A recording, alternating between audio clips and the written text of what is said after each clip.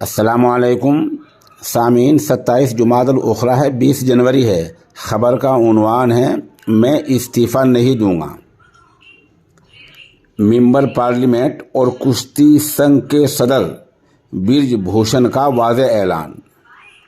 इस ऐलान का क्या मतलब है और मामला क्या चल रहा है और ये पूरी सूरत हाल क्या है, आप पूरी खबर सुनें।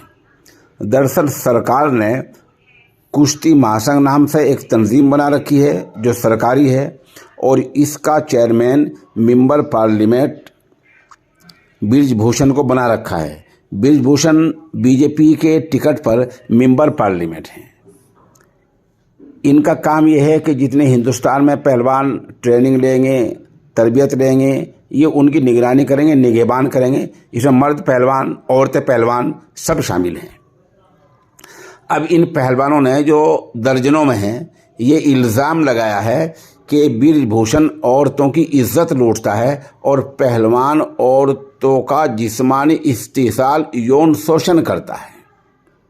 इस इल्ज़ाम को लेकर 30 से ज़्यादा पहलवान रेसलर जंतर मंतर पर पिछले 2 दिनों से धरने पर बैठे हैं।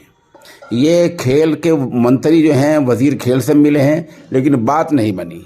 इन ख्वातीन पहलवान का बुनियादी जो मुतालबा, पहली मांग ये है कि बृजभूषण इस्तीफ़ा दें, इसके बाद जांच हो और इनको पकड़कर गिरफ्तार करके जेल में बंद किया जाए।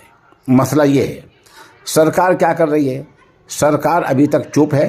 होना तो ये चाहिए था कि इतनी ज़्यादा औरतें और इतने ज़्यादा पहलवान, और पहलवान भी वो जो हमारे मुल्क का नाम पूरी दुनिया में रोशन करते हैं, आलमी सतह पे विश्व स्तर के पहलवान हैं, इन इतनी औरतों ने इल्ज़ाम लगाया तो होना चाहिए था कि अब तक बृजभूषण को गिरफ्तार करके जेल में डाल देना चाहिए था। लेकिन सरकार लग ऐसा रहा है कि बचाव कर रही है। इसीलिए अभी चंद मिनट पहले बृजभूषण ने यह ऐलान किया कि मैं कोई इस्तीफ़ा नहीं दूंगा।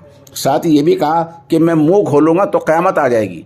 तीसरा ऐलान ये किया कि मैं 4-5 बजे प्रेस कॉन्फ्रेंस करके पूरी सूरत हाल बताऊंगा। बहरहाल 30 से ज़्यादा ख्वातीन पहलवान, मर्द पहलवान जंतर मंतर पर धरना दे रहे हैं और उनकी हिमायत में हरियाणा की 7 खाप पंचायतें आ गई हैं और दूसरे बड़े पहलवान और दूसरे शोबों के खिलाड़ी उनकी हिमायत में पहुंच रहे हैं और बृजभूषण अड़े हुए हैं कि मैं इस्तीफ़ा नहीं दूंगा। ये